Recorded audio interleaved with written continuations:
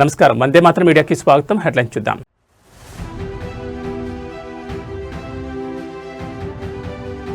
Ali Khamenei మృతి వార్తలతో ప్రపంచం షేక్.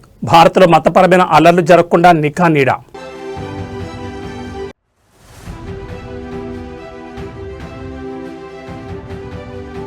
ఏపీ తెలంగాణ కాంగ్రెస్ నేతలతో రాహుల్ గాంధీ సమావేశం. డీసీసీ అధ్యక్షుల శిక్షణా శిబిరంలో పాల్గొని దిశానిర్దేశం.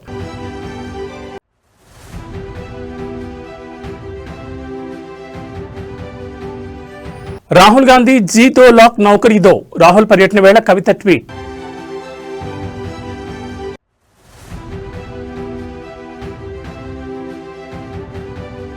దుబాయ్లో మంత్రి తుమ్మల నాగేశ్వరరావు. యుద్ధ మేఘాల మధ్య నిలిచిపోయిన ప్రయాణం. ఇక వివరాలు చూస్తే, దేశంలో హై అలర్ట్ ప్రకటించింది కేంద్ర హోంశాఖ.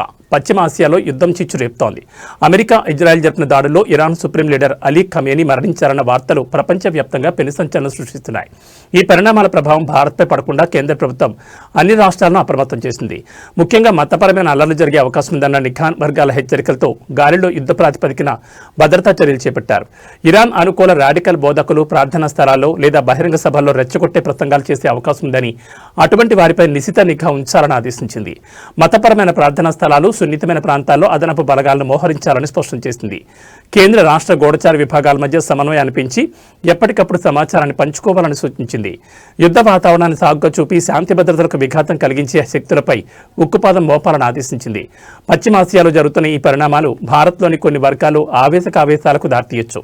భావోద్వేగాలను రెచ్చగొట్టి మతపరమైన చిచ్చు పెట్టేందుకు దేశ వ్యతిరేక శక్తులు ప్రయత్నించే ప్రమాదం ఉంది.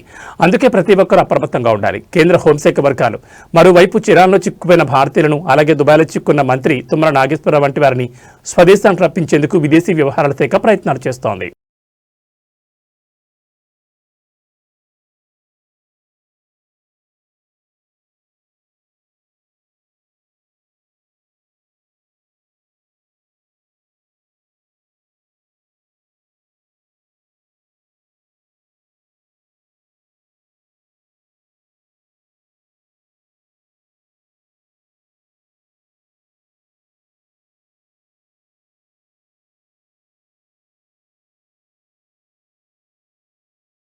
లోక్సభ ప్రతిపక్ష నేత కాంగ్రెస్ సీనియర్ నాయకులు రాహుల్ గాంధీ ఇవాళ తెలంగాణలో పర్యటించారు. తెలంగాణ, ఏపీ కాంగ్రెస్ పార్టీల రాజకీయ వ్యవహారాల కమిటీల సంయుక్త సమావేశంలో ఆయన పాల్గొన్నారు. వికారాబాద్లోని ఎస్ఏపీ ఆర్ట్స్ అండ్ సైన్స్ కాలేజీలో ఈ సమావేశం జరిగింది. పార్టీ సంస్థాగత బలోపేతం, ముఖ్యంగా తెలంగాణలో జరగనున్న రాజ్యసభ ఎన్నికలపై ఈ పర్యటనలో ప్రధానంగా చర్చలు జరిగాయి. ఇవాళ ఉదయం ఏఐసీసీ ప్రధాన కార్యదర్శి కేసీ వేణుగోపాల్తో కలిసి శంషాబాద్లోని రాజీవ్ గాంధీ అంతర్జాతీయ విమానాశ్రయానికి చేరుకున్న రాహుల్ గాంధీకి సీఎం రేవంత్ రెడ్డి ఘన స్వాగతం పలికారు. అక్కడి నుంచి సీఎం రేవంత్తో కలిసి ఆయన వికారాబాద్కు బయలుదేరారు. వికారాబాద్లో ఉప ముఖ్యమంత్రి మల్లు భట్టి విక్రమార్క, టీపీసీసీ అధ్యక్షుడు మహేష్ కుమార్ గౌడ్, ఏపీసీసీ అధ్యక్షురాలు వైఎస్ షర్మిల రాహుల్కు స్వాగతం పలికారు. పీఎస్సీ సమావేశం అనంతరం రాహుల్ గాంధీ అనంతగిరి హిల్స్లోని హరిత రిసార్ట్కు వెళ్లారు. అక్కడ తెలంగాణ, ఏపీకి చెందిన నూతన డీసీసీ అధ్యక్షుల కోసం ఏర్పాటు చేసిన 10 రోజుల శిక్షణా శిబిరం ముగింపు కార్యక్రమంలో పాల్గొన్నారు. క్షేత్రస్థాయిలో పార్టీని బలోపేతం చేసే లక్ష్యంతో ఈ శిబిరాన్ని నిర్వహించారు. ఈ సందర్భంగా డీసీసీ అధ్యక్షులను ఉద్దేశించి రాహుల్ ప్రసంగించి పార్టీని బలోపేతం చేయడానికి సమర్థవంతంగా పనిచేయాలని దిశానిర్దేశం చేశారు. ఈ పర్యటనలో భాగంగా తెలంగాణలో ఖాళీ అవుతున్న 2 రాజ్యసభ స్థానాల ఎన్నికలపై రాహుల్ గాంధీ రాష్ట్ర నాయకత్వంతో చర్చించారు. ఈ నెల 16న ఎన్నికలు జరగనుండగా నామినేషన్ల దాఖలకు 5 చివరి తేదీ. కాంగ్రెస్ సీనియర్ నేతలు శ్యామ్ మోహన్ అనంతుల, సీఎం సలహాదారు వేం నరేందర్ రెడ్డి, వి హనుమంతరావు, ప్రణాళిక సంఘం చైర్మన్ జి చిన్నారెడ్డి, మాజీ ఎంపీ మధు యాష్కి గౌడ్, రైతు సంక్షేమ కమిషన్ చైర్మన్ ఎం కోదండరెడ్డి తదితరులు రాజ్యసభ టికెట్లను ఆశిస్తున్నారు.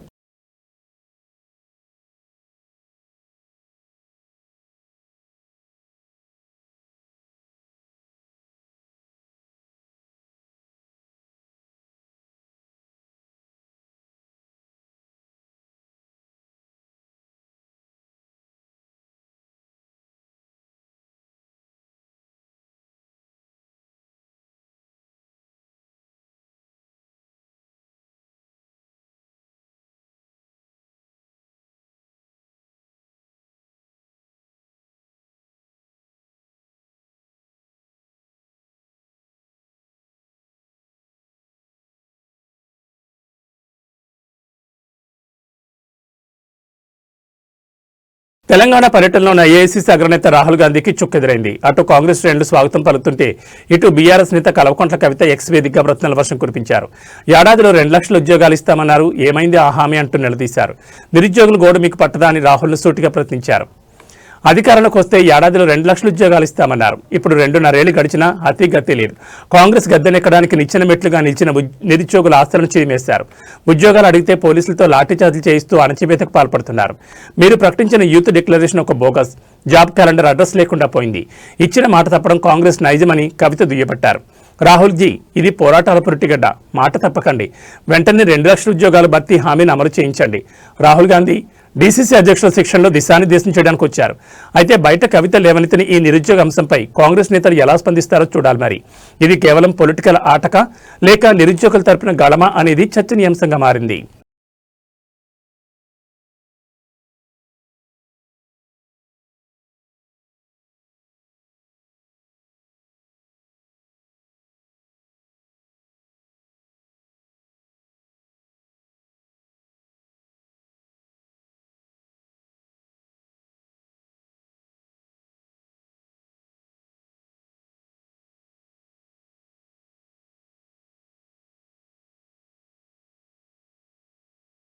మిడిల్ ఈస్ట్లో యుద్ధ మేఘాలు కమ్ముకున్నాయి. ఇజ్రాయెల్ అమెరికా దాడులకు ప్రతిగా ఇరాన్ క్షిపణితో విరుచుపడుతోంది. ఈ రణరంగం మధ్య తెలంగాణ వ్యవసాయ శాఖ మంత్రి తుమ్మల నాగేశ్వరరావు దుబాయ్లో చిక్కుపోయారు. తన కుటుంబ సభ్యుడు వైద్య చికిత్స కోసం వెళ్లిన మంత్రి అక్కడ యుద్ధం తీవ్రరూపం దాల్చడంతో స్వదేశానికి తిరిగి రాలేకపోతున్నారు. గత 5 రోజుల క్రితం తుమ్మల నాగేశ్వరరావు తన కుటుంబ సభ్యుల్లో ఒకరికి అకస్మాత్తుగా అనారోగ్యం కలగడంతో మెరుగైన చికిత్స కోసం దుబాయ్ వెళ్లారు. చికిత్స పూర్తయ్యాక తిరిగి రావాలని ప్లాన్ చేసుకున్న తరుణంలో ఇరాన్ ఇజ్రాయెల్ యుద్ధం ముదిరింది. అరబ్ దేశాలు తమ గగనతనాలను మూసివేయడంతో పాటు విమాన సర్వీసులను రద్దు చేశాయి. దీంతో మంత్రి ప్రయాణానికి బ్రేక్ పడింది. మంత్రి తుమ్మల నాగేశ్వరరావు దుబాయ్లో చిక్కున్న విషయంపై ప్రభుత్వం నిశ్చితంగా గమనిస్తోంది. విదేశీ వ్యవహారాల శాఖతో సంప్రదింపులు జరిపి ఆయన్ను క్షేమంగా తీసుకొచ్చేందుకు ప్రయత్నాలు జరుగుతున్నాయి. యుద్ధ తీవ్రత తగ్గగానే ఆయన తిరిగి వచ్చే అవకాశం ఉంది. యుద్ధం ఎప్పుడు శాంతిస్తుందో, విమాన సర్వీసులు ఎప్పుడు పునరుద్ధరించబడతాయో తెలియని పరిస్థితి నెలకొంది. మంత్రి తుమ్మల సురక్షితంగా తిరిగి రావాలని ఆయన అనుచరులు, పార్టీ శ్రేణులు కోరుకుంటున్నారు. అక్కడొకళ్ళు చచ్చిపోయినటువంటి పార్టీని బతికియాలనో, పోయిన అధికారాన్ని సాధించాలనో కొంతమంది ప్రయత్నం చేయొచ్చు, విఫల ప్రయత్నం. కానీ రైతులతోటి కాదు మీ ప్రయత్నం. కేంద్రంతో దెబ్బలాడండి. మీరు రేపు ఓట్లు ఎవరికి వేస్తారో కూడా మాకు తెలుసు. మరి వాళ్ళ దగ్గర నుంచి తీసుకురండి 2 లక్షలు. కాబట్టి దయచేసి అతి మాటలో, అహంకారపూరిత మాటలు, అబద్ధపు మాటలు మాట్లాడి రాజకీయ పార్టీల యొక్క పరువును తీసుకోవద్దు, మీ యొక్క మిగిలిపోయిన ఉనికిని చంపుకోవద్దు. కాబట్టి దయచేసి మీరు ఎన్ని ఇబ్బందులు పెట్టినా, ఎన్ని కష్టాలు పెట్టినా, రాజకీయ పరంగా తెలంగాణ ప్రభుత్వాన్ని సాధించాలని మీరు అనుకున్నా, ఏదో వంకతోటి మోటార్లు ఆన్ చేయకపోతే ఒకడు వెళ్ళి నేను నొక్కుతున్నట్టు, యూరియా ఇయ్యకపోతే నేను వెళ్ళి పగలగొడుతున్నట్టు, అక్కడ పంపుల ఆపరేటర్ ఉంటాడు, ఆడు ఆన్ చేస్తాడు, దానికి మాన్యువల్ ఉంటుంది, దాని ప్రకారంగా వాళ్ళు ఆపరేట్ చేస్తారు. గేట్లు ఎత్తేది ఆ ప్రాజెక్ట్కి ఏ లెవెల్ వస్తే గేట్లు ఎత్తాలో అక్కడ ప్రాజెక్ట్ అధికారులు ఉంటారు, వాళ్ళు ఎత్తుతారు. కానీ ఓడిపోయిన వాళ్ళు నేను నొక్కుతా అంటే ప్రజలు అపహాస్యం చేసుకుంటున్నారు. మీ యొక్క ఆతృత ఏంటంటే 2 సంవత్సరాలకి ఇంత కంగారు పడి, ఎంత ఆతృత పడి, ఎంత ఆరాటపడి అధికారం కావాలనుకుంటే ఎండమామలను చూసి మీరు నీళ్లు అనుకొని ఉరుకులు పరుగులు తీసినట్టు ఉంటుంది. కాబట్టి ఆ 2 పార్టీలకు విజ్ఞప్తి చేస్తున్నా, ఆరాట పడితే అధికారం రాదు, లేకపోతే అబద్ధాలు ఆడితే అధికారం రాదు, లేకపోతే అనుకోని పనులు నేనే చేస్తానంటే నీకు అసలు హక్కే లేదు. మిమ్మల్ని కాదనే మీ నొక్కుడు చూసే, మీ తోపుడు చూసే, మీ పంపకం చూసే మిమ్మల్ని ఎక్కడ కూర్చోబెట్టాలో అక్కడ కూర్చోబెట్టారు కదా. ఓపిక ఉండాలి. ఆ పాత్ర ఎట్లా నిర్వహించాలో అట్లా నిర్వహించండి. అధికార పార్టీ, అధికారంలోకి వచ్చిన పార్టీకి మేమేం చేయాలో మాకు ఒక మాన్యువల్ ఉంటుంది, మాకు ఒక పద్ధతి ఉంటుంది. మేము ఏ రకంగా ఒత్తిడి చేయాలా, ఏ రకంగా సాధించుకోవాలా, అధికార పార్టీ ప్రభుత్వం యొక్క లక్ష్యం మేము నెరవేర్స్తాం. కానీ ప్రతిపక్ష పార్టీలో ఉండి మేము అధికారం మాదిరిగా చలాయిస్తామంటే నిన్నెవడు చలాయిస్తారు? ప్రజలు ఏమైనా పిచ్చోళ్ళ? వాళ్ళకి తెలివి కల్లోళ్ళు కాబట్టి నిన్ను ఎక్కడ పెట్టాలో అక్కడ పెడితే, నేను గేట్లు ఎత్తుతా, నేను మీటర్లు నొక్కుతా, నువ్వు యూరియా అమ్మకపోతుల్లోనే అబద్ధాలు చెప్పి, అసత్యాలు చెప్పి ఆ పార్టీని బాగు చేయాలనుకుంటే నీ తరం కాదు, నీ వల్ల కాదు. రైతుల్లో భారతీయ జనతా పార్టీ పేరు తెచ్చుకొని దాని ద్వారా రాజ్యాలకు రావాలంటే అది అంతకంటే సాధ్యం కాదు రామచంద్రరావు గారు. కాబట్టి దయచేసి వాస్తవాన్ని ఒప్పుకో. పిచ్చి పిచ్చి మాటలో, లేకపోతే తెలియని మాటలో, రైతాంగాన్ని అయోమయం చేసే మాటలో నువ్వేదో ఇచ్చినట్టు మేమేదో దాచుకున్నట్టు. యూరియా దాచుకొని ఏం చేస్తారు రామచంద్రరావు? ఇది ఏమైనా పంచదార కనీసం తినటానికి? కనీసం సోయి లేకుండా ఎట్ట మాట్లాడతావు నువ్వు పొద్దాక? రైతు ముఖ్యం, రైతు బతకాల. చక్కగా వర్షాలు పడ్డాయి, ఈ కష్టం వచ్చిందండి. ఈ దేశాలలో యుద్ధం జరుగుతుంటే మేము తెచ్చుకోలేకపోయాం, చైనాలో చెవలేకపోయింది, దేశీయంగా ఉత్పత్తి చేయలేకపోయాం, మా చేతగానితనం ఒప్పుకుంటున్నాం.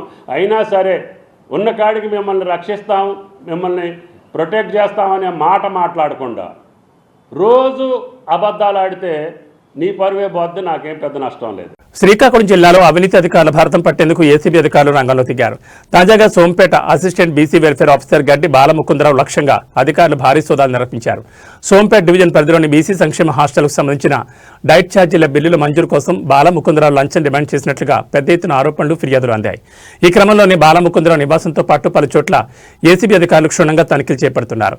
ఈ సోదాలకు సంబంధించి మరిన్ని వివరాలు ఇంకా తెలియాల్సి ఉంది.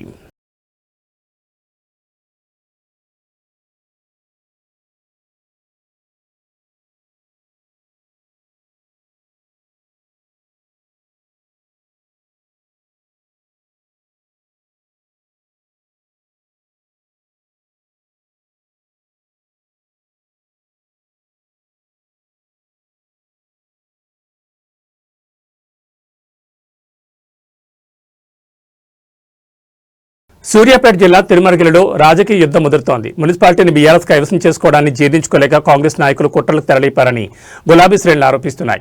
అర్ధరాత్రి పూట మున్సిపల్ సిబ్బంది సహాయంతో బీఆర్ఎస్ పార్టీ ఫ్లెక్సీలను పోలీసులు తొలగించడం ఇప్పుడు తీవ్ర ఉద్రిక్తతకు దారితీసింది. దీనిపై ప్రశ్నించిన తమ నేతలను పోలీసులు దుర్భషలాడారని బీఆర్ఎస్ మండిపడుతోంది. తిరుమలగిరి మున్సిపాలిటీలో బీఆర్ఎస్ విజయోత్సవ ఫ్లెక్సీలను, పార్టీ జెండాలను పోలీసులు, మున్సిపల్ సిబ్బంది కలిసి అర్ధరాత్రి వేళ తొలగించారు. నిబంధనలకు విరుద్ధంగా ఫ్లెక్సీలు ఎలా తొలగిస్తారని ప్రశ్నించిన బీఆర్ఎస్ నాయకులపై స్థానిక ఎస్ఐ సైదులు దుర్భషలాడారు. అసభ్య పదజాలంతో విరుచుకుపడ్డారని బాధితులు ఆవేదన వ్యక్తం చేస్తున్నారు. మున్సిపాలిటీలో బీఆర్ఎస్ జెండా ఎగరడం ఓర్వలేక అధికార పార్టీ ఒత్తిడితోనే పోలీసులు ఈ విధంగా ఓవరేషన్ చేస్తున్నారని బీఆర్ఎస్ నేతలు ఆగ్రహం వ్యక్తం చేస్తున్నారు.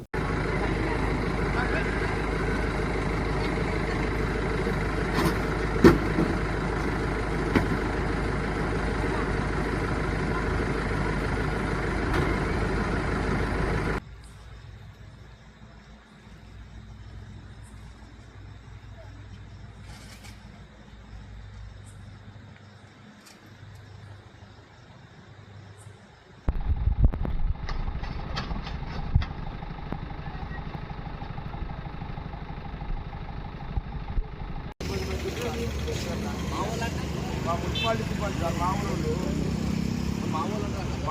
సార్ 20 ఏళ్ళ చరిత్రలో వాళ్ళ రాత్రి వాళ్ళ నైట్ వాళ్ళు తీసుకొచ్చే కర్మ ఏం సార్? వాళ్ళకి కర్మ ఏంది? వాళ్ళకు జీతం తెంగట్లే. లక్ష రూపాయలు ఇస్తారు కూడా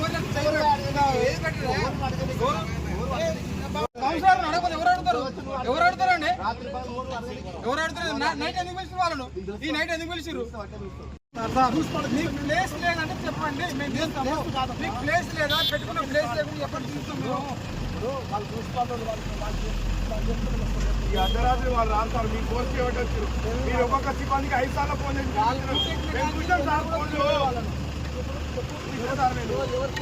చూసినా మీరు రాకముందు చూపించారు.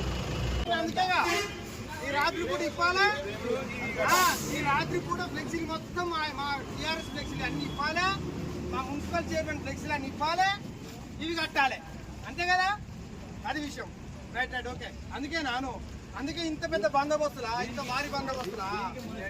అరే మాకు ఈ ఆడలు సిబ్బంది ఎందుకు వచ్చారో అర్థం కాలేదు. వ్యవస్థ పెట్టద్దు మాది ఇస్తే మరి. ఇప్పుడు ఈ తీయంగానే వేరే పార్టీ ఎట్లా పెట్టిస్తారు? రెడీగా ఉన్నాయి ఆడ బడిగా ఉంది, బండి రెడీగా ఉంది. మరి తీయద్దు, మనం ఏదో మాకుండా వాళ్ళకి ప్లేస్ లేదంటే కాదు సార్. పెట్టుకోండి, ఆ మూల పెట్టుకోండి, ఇంకో మూల పెట్టుకోండి. చెప్పు ఇలా ఎంత సార్ ఇది? బాబు ఆర్గ్యుమెంట్ వద్దు, నేను రకన్నా చెప్పినా అని చెప్పినా. నువ్వు ఆర్గ్యుమెంట్ చేస్తా మేము చేయాల్సి వస్తుంది. మాకు నోరు ఉంది, మాకు అన్ని ఉన్నాయి. నేను మంచితనంగా చెప్తున్నా, కొట్టావు, చట్ట ప్రకారం చేస్తావు. నేను ఒక పెద్ద మంచి చెప్పినా నువ్వు మాట్లాడని చెప్పు. నీకు అన్ని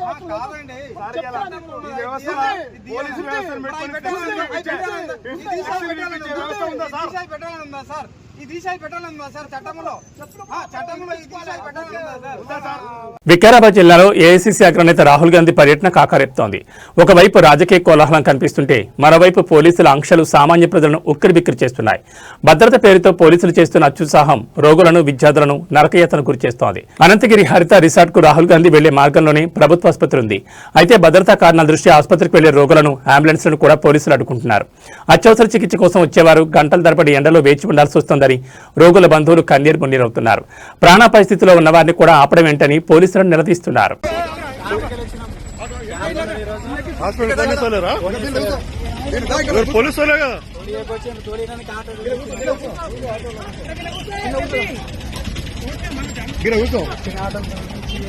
ఆటోలు ఇట్లా రాణిస్తలేరా పోలీసు వాళ్ళు? రాణిస్తలేరా ఇక్కడ ఆటోలో ఇట్లా అంత దూరం ఆటోలో ఇట్లా తొలిమట్టి కూడా తొలిస్తలేరా? ఎవరు పోలీసు వాళ్ళా?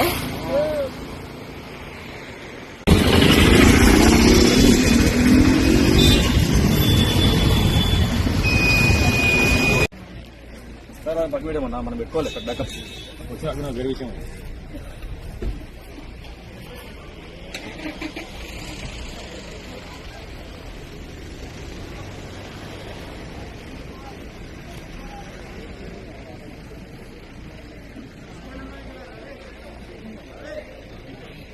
హైదరాబాద్లోని ఎల్బీ నగర్ సాగర్ రింగ్ రోడ్పై ఫ్లైఓవర్పై ఈ రోజు తెల్లవారుజామున ఘోర ప్రమాదం చోటు చేసుకుంది. మద్యం మత్తులో ఉన్న కొందరు యువకులు మితిమీరిన వేగంతో కారు నడుపుతూ అదుపు తప్పి ముందు వెళ్తున్న డీసీఎం వ్యాన్ ఢీకొట్టారు. ఈ ధాటికి కారు ఫ్లైఓవర్ డివైడర్ను తాకడంతో నిప్పురవలు చెలరేగి కారు మొత్తం మంటలో చిక్కుకుంది. ప్రమాద తీవ్రతకు కారు ఇంజిన్ భాగంలో మంటలు వేగంగా వ్యాపించాయి. స్థానికులు వెంటనే అప్రమత్తమై అగ్నిమాపక సిబ్బందికి సమాచారం అందించారు. వారి ఘటనా స్థలానికి చేరుకుని మంటలను అదుపు చేసేలోపు కారు పూర్తిగా కాలిపోయింది. అదృష్టవశాత్తు కారులో యువకులు ప్రాణాపాయం నుంచి తప్పించుకున్నప్పటికీ తీవ్ర గాయాలు పాలయ్యారు. ఈ ఘటనతో ఫ్లైఓవర్పై భారీగా ట్రాఫిక్ జామ్ ఏర్పడింది. మద్యం మత్తులో కారును మితిమీరిన వేగంతో నడపడమే ఈ ప్రమాదానికి ప్రధాన కారణమని ప్రాథమిక విచారణలో తేలింది. పోలీసులు కేసు నమోదు చేసుకుని దర్యాప్తు చేస్తున్నారు.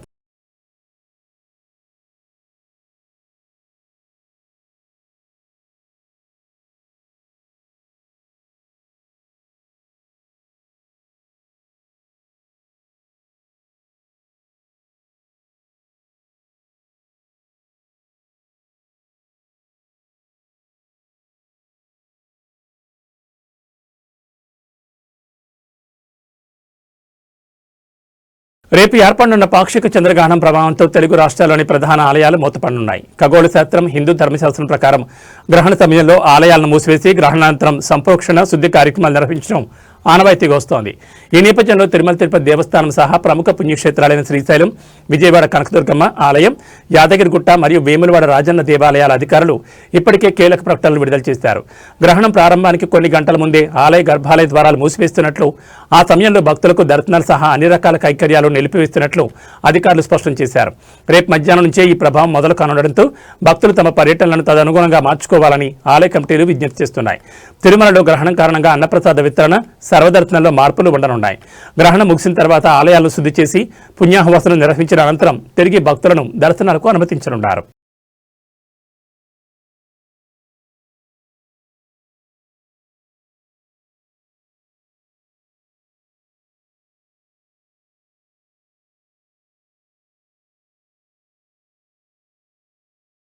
నాగర్ కర్నూలు జిల్లా బాల్మూరు మండలం తుమ్మెన్పేట గ్రామంలో సోమవారం ఉదయం 11:15 నూతన దంపతులు విజయ్ దేవరకొండ, రష్మిక వేద మంత్రాలతో డప్పు వాయిద్యాల మధ్య తులసిమాతకు ప్రత్యేక పూజలు చేశారు. అనంతరం సత్యనారాయణ వ్రతం కార్యక్రమంలో ఆశీర్లయ్యారు. ఈ కార్యక్రమానికి కుటుంబ సభ్యులు, అచ్చంపేట నియోజకవర్గంలో ఉన్న వివిధ పార్టీల ముఖ్యులు, గ్రామానికి చెందిన దాదాపు 400 మంది హాజరయ్యారు. విజయ్ దేవరకొండ, రష్మిక పెళ్లి సందడి సందర్భంగా గ్రామాల్లో పెద్ద ఎత్తున సందడి వాతావరణం నెలకొంది. ఆంక్షలు విధిస్తూ ముందస్తు పాసుల అనుమతి ఉన్న వారికి మాత్రమే ప్రైవేట్ సెక్యూరిటీ సైన్యం మండపంలోకి అనుమతిస్తున్నారు.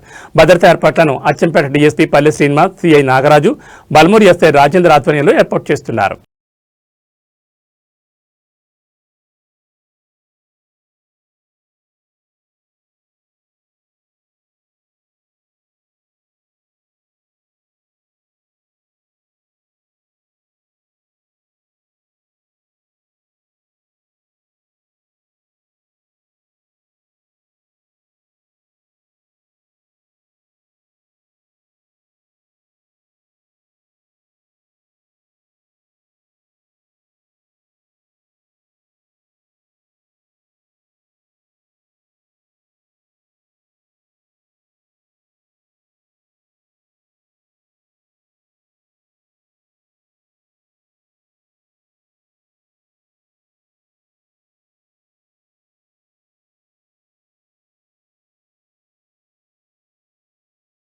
టీ20 ప్రపంచ కప్ సూపర్ 8లో భాగంగా వెస్టిండీస్ జట్టుతో జరిగిన మ్యాచ్లో భారత్ అద్భుత విజయాన్ని నమోదు చేసింది.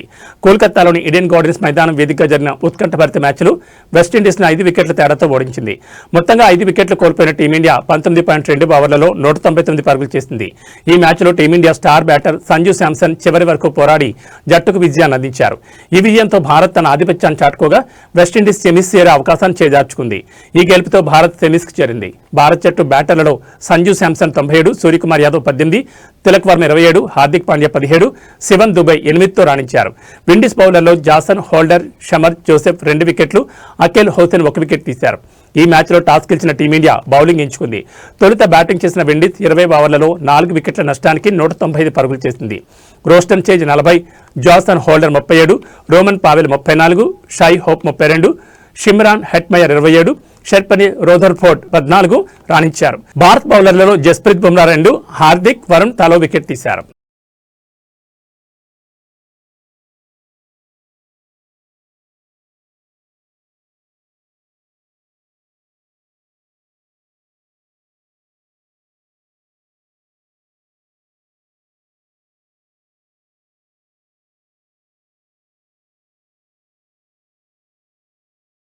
ఏబీ బులెటిన్ విశేషాలు మరో బులెటిన్లో మళ్ళీ కలుసుకుందాం. నమస్కారం.